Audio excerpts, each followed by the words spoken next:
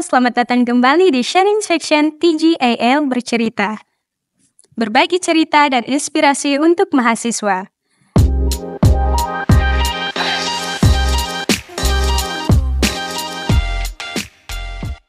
Kali ini saya akan membacakan sebuah cerita dari salah satu dosen Fakultas Ekonomi dan Bisnis Universitas Tanjung Pura, yaitu Ibu Variastuti Zafar dengan judul Ketika Malaysia Menjual Pemandangan di Perbatasan Indonesia. Suatu kenyataan, industri pariwisata di Malaysia jauh lebih maju dari Indonesia. Bukan karena Indonesia kurang memiliki objek wisata yang menarik, tetapi pariwisata terkait dengan banyak hal, baik langsung maupun tidak langsung, seperti keamanan, kenyamanan, kemudahan pengangkutan, dan kemudahan lainnya. Selain bagaimana mengelola dan mengemas apa yang ada menjadi lebih menarik. Data menunjukkan Malaysia berada pada peringkat 35 dunia, sedangkan Indonesia hanya peringkat 74. World Economic Forum 2012. Jumlah wisatawan yang mengunjungi Malaysia lebih dari 3 kali lipat dari jumlah wisatawan yang mengunjungi Indonesia. Dengan rasio, jumlah wisatawan terhadap jumlah penduduk jauh lebih tinggi, 87,5 untuk Malaysia dan hanya 3,2 untuk Indonesia. Belanja wisatawan di Malaysia lebih dari 2 kali lipat dari belanja wisatawan di Indonesia. Dengan sumbangan ke produk domestik bruto (PDB) hampir 8% untuk Malaysia dan hanya sekitar 1% untuk Indonesia. Tidak heran PDB per kapita semakin jauh meninggalkan Indonesia. Belum lama ini, Crescent Trading, sebuah perusahaan perjalanan di Singapura, menempatkan Malaysia sebagai negara terbaik untuk wisatawan Muslim dunia, sementara Indonesia berada di peringkat ke-6.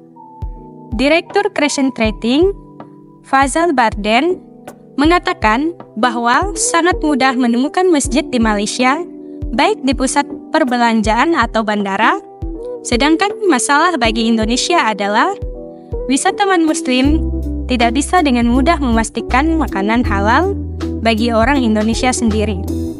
Kedua hal tersebut mungkin tidak jadi suatu masalah. Bahkan, toilet dan musola, terutama di pusat perbelanjaan modern di Indonesia, jauh lebih bersih dan bagus dibandingkan Malaysia. Masalahnya adalah kemungkinan wisatawan mancanegara yang ke Indonesia lebih memilih ke tempat-tempat wisata yang tidak terletak di pusat perbelanjaan modern. Fasilitas umum Indonesia memang masih kalah dibandingkan Malaysia.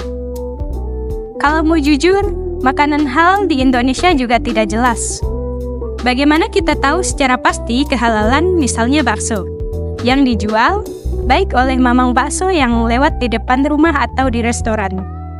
Bahkan seringkali saya lihat di Pontianak dan Singkawang, restoran yang jelas penjualnya adalah orang Tionghoa non-Muslim, menempelkan tulisan halal tanpa diketahui apakah itu resmi halal atau tidak, dan tanpa ada sanksi. Di Malaysia, seringkali pihak berwenang ke restoran untuk mengecek sertifikasi halal yang ditempel di tempat tersebut. Ada hukuman yang jelas bagi restoran yang menempelkan sertifikat palsu atau yang bukan dikeluarkan oleh lembaga yang diakui pemerintah. Berbeda dengan Indonesia, yang infrastruktur pariwisatanya lebih terkonsentrasi di Jawa dan Sumatera.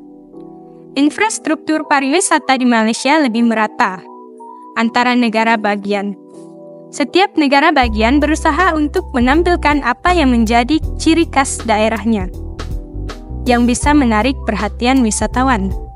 Sarawak, Borneo-nya Malaysia, yang berbatasan dengan Kalimantan Barat, melalui Borneo Highlands Resort misalnya, menjual pemandangan di perbatasan Kalimantan Barat untuk menarik wisatawan. Resort ini juga menawarkan hotel dengan gaya rumah di tengah hutan, tempat bermain golf, spa, pertanian organik, dan kegiatan mendaki gunung.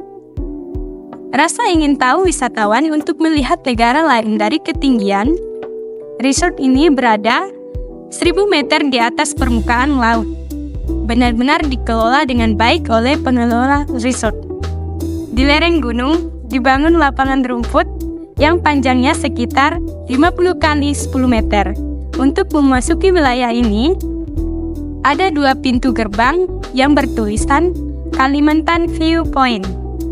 Menurut pemandu wisata yang karyawan di resort tersebut, batas wilayah Malaysia hanya sampai pada tali tambang di belakang deretan bunga. Setelah itu, ada jurang dan gunung yang menurutnya merupakan wilayah Entikong, Kalimantan Barat. Cara Malaysia memanfaatkan Indonesia untuk mendatangkan pendapatan memang memerlukan modal yang besar dan pengetahuan yang cukup tinggi. Ini berbeda dengan cara penduduk di perbatasan Indonesia yang memanfaatkan Malaysia sebagai sumber pendapatan melalui perdagangan lintas batas yang telah dilakukan sejak zaman barter sampai sekarang. Kalaupun ada perubahan cara, sekarang ini semakin banyak tenaga kerja berketerampilan rendah yang bekerja di Malaysia. Walau dengan cara berbeda, masyarakat kedua negara telah memanfaatkan untuk saling meningkatkan kesejahteraan. Malaysia unggul dalam industri pariwisata berkat infrastruktur yang baik, keamanan, dan pengelolaan yang efisien, termasuk memanfaatkan perbatasan dengan Indonesia sebagai daya tarik wisata.